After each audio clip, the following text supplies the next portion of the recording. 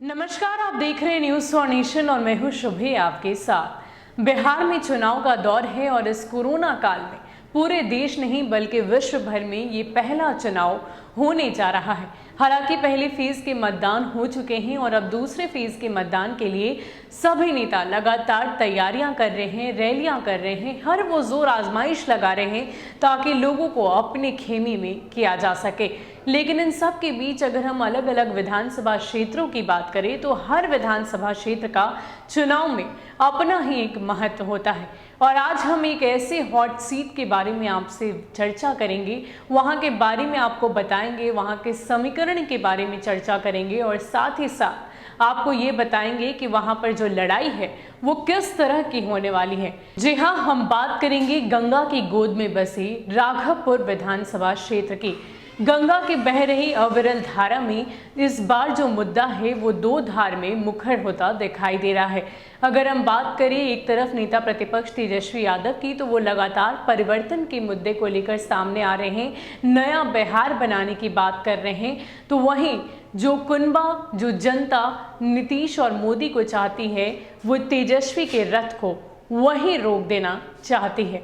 अब ये जो लड़ाई है वो पूरी तरीके से परिवर्तन की है और कैसे है, क्या कुछ समीकरण है, ये सब कुछ हम आपको बताते हैं। राघवपुर दियारे की सुनहरी रेत पर दांवों के बीच 53 वर्षों के चुनाव के इतिहास को कायम रखते हुए सीधे मुकाबले में इस बार भी दो यादव ही हैं।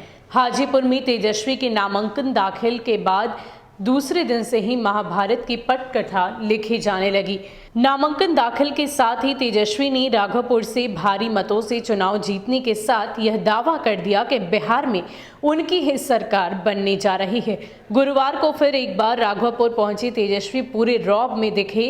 अपनों के बीच तेजस्वी ने स्पष्ट किया कि यह चुनाव मुख्यमंत्री की है, हम सरकार बनाने जा रहे हैं। लोगों से कहा कि किसी भी भ्रम में नहीं रहना है। वहीं दूसरी ओर राघवपुर से भाजपा के प्रत्याशी सतीश के लिए केंद्रीय गृह मंत्री राज्य मंत्री नित्यानंद राय ने मोर्चा संभाल रखा है। भारी मतों के अंतर से सतीश की जीत का दावा नित्यानंद लगातार कर रहे हैं। अब जरा दियारे में गंगा की रेत पर राजनीति का रंग देखिए। पहाड़पुर कामेश्वर चौधरी कहते हैं कि इस बार राघवपुर रिकॉर्ड बनाने जा रहा है। 50,000 से अधिक मतों से तेजस्वी चुनाव जीतेंगे। जाफराबाद के नेमधारी राय कहते हैं कि यहाँ चुनाव तेजस्वी के पक्ष में वन साइडेड है।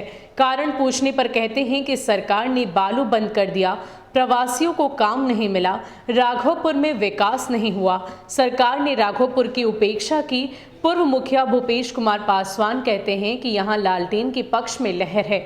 दूसरी तरफ हाल ही में राजद छोड़कर जदयू का दामन थामने वाले राघवपुर से लगातार 3 टर्म विधायक रहे उदय नारायण उर्फ भोला राय ने एनडीए के पक्ष में मोर्चा संभाल रखा है। कहते हैं कि तेजस्वी के राघवपुर से हार तय है। भारी मतों से इस बार भाजपा से सतीश चुनाव जीतने जा रहे हैं।